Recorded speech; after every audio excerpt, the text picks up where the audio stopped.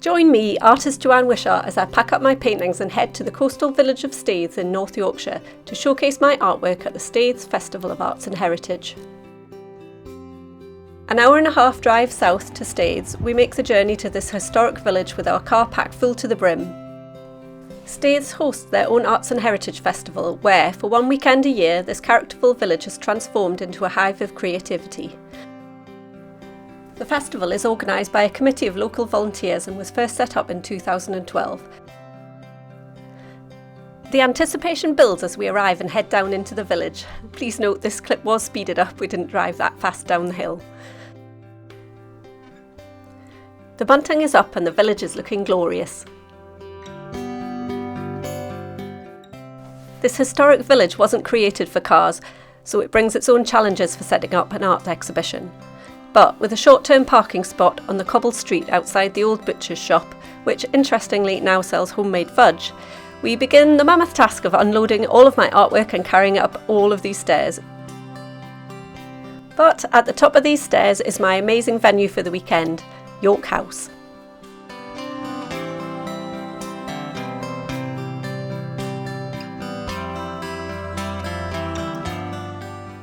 Of course, I'm not doing this alone. Here is my husband Ross, who helps me with a lot of the lifting and carrying and getting set up.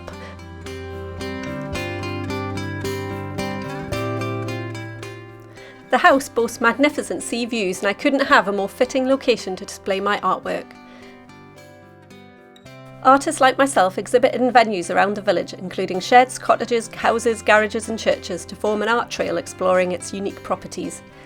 These pop-up art galleries are open to the public alongside a programme of historic talks, demonstrations, poetry, music and seafood.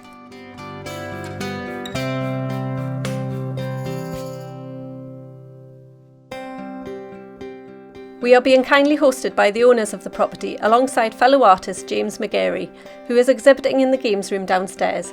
The festival is an opportunity for homeowners to contribute to the community spirit of the festival, and we are delighted to have exhibited in this venue for the last few years. The aim of the festival is to highlight the local arts scene, support emerging artists, preserve and celebrate the area's rich heritage, benefit the local economy, and make donations to local organisations, schools and public art projects. So now we have settled in and put a brew on, it's time to transform the space and set up my exhibition for the weekend.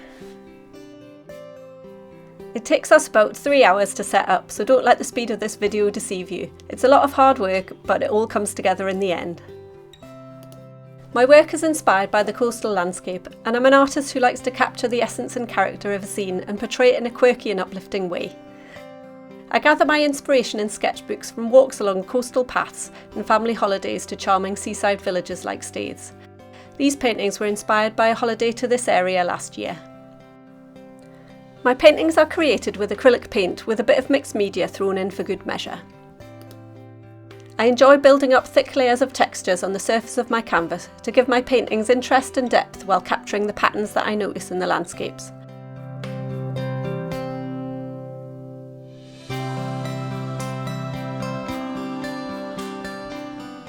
Here at the festival I have on display a selection of new original paintings, including landscapes of Staithes, Robin Hood's Bay, Runswick Bay and some marine wildlife pieces.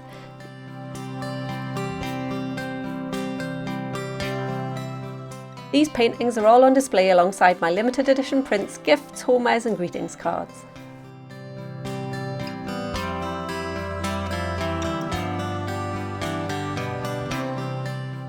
Now that we're all set up, it's time to throw open the doors and welcome in the public.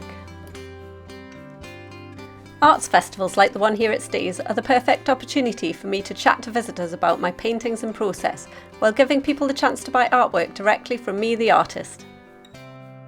During the festival I played a video time-lapse of me painting one of the pieces I have here on display. I'll add a link to the description if you'd like to pop over and watch that video too.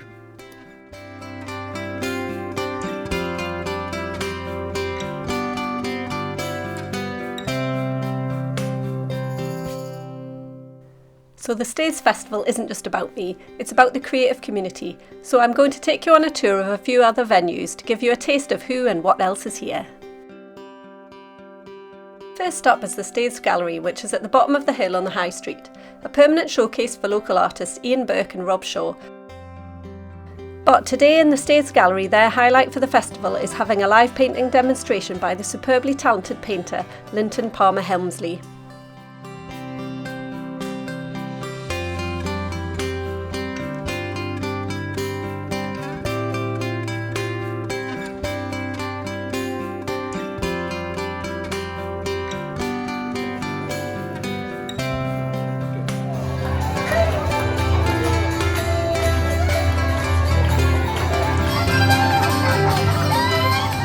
Working my way along the vibrant high street, I pop in to see resident artist Gutridge with her colourful oil and cold wax abstract landscapes.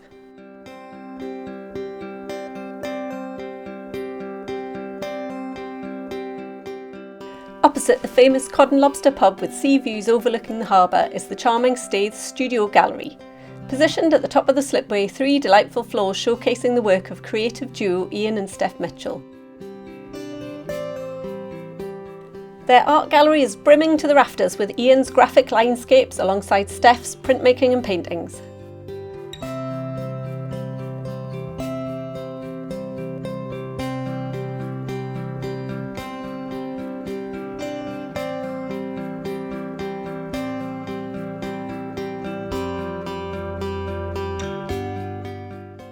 Staithes has always been a haven for artists to flock to, as well as once being a thriving fishing port. This enchanting place attracted the likes of Impressionist painter Dame Laura Knight, who was part of the Staithes artist group in the early 19th century. The artists who flocked to Staithes were captivated by its rugged beauty, the towering cliffs, the colourful fishing boats bobbing on the harbour, and the charming cottages perched on the hillside. They immortalised this timeless village in their works, preserving its essence for generations to come. Next up is Whitby-based artist Bridgett Wilkinson, capturing the marine wildlife of the North Sea. Alongside seascape painter Sarah J. Cooper, showcasing her atmospheric oil paintings.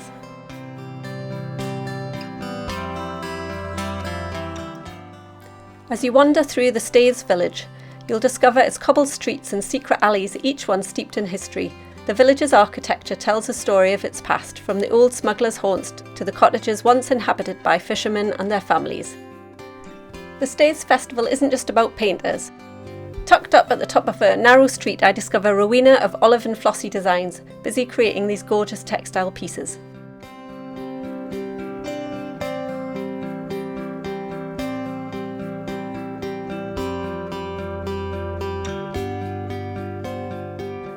Last but not least, on my way back to York House, I was enticed in to see Carolyn Hudson. I just love her ceramic fish that she has on display, as I have one hanging in my art studio back home in Cullercoats. The art trail is as much about exploring the village as it is viewing the art. If you're like me, you'll love having a snoop inside these cottages and exploring their gorgeous interiors. Check out this magnificent display by Carolyn Coles. What a fantastic interior to exhibit in. This is just a little snapshot of what's on display at the festival. There is so much more to see and explore if you visit in person, with the festival evolving year on year. As the evening draws to a close and the visitors head home, I grab myself a quick half hour of sketching before the sun goes down. It would be rude not to capture the scene while being immersed in such an interesting landscape. There is so much inspiration here, it really is a feast for the eyes. I almost don't know where to start. I'd love to paint up this scene for my next YouTube video, so remember to like and subscribe if you'd like to see the finished painting.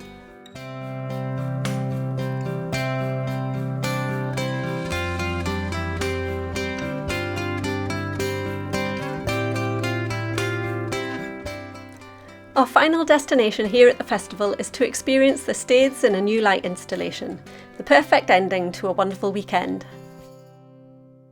That's it for another year and it's time to pack up, thankfully with a few less paintings than I arrived with. Remember all of those stairs? Well, packing up involves navigating them in the dark and the rain to get all of my gear back in the car. Plus, losing my car keys en route wasn't my best plan. If you'd like to see more of my artwork, you can visit my art gallery in Cullercoats or check me out online. Remember to give this video a like and subscribe to my channel to experience more of my creative journey.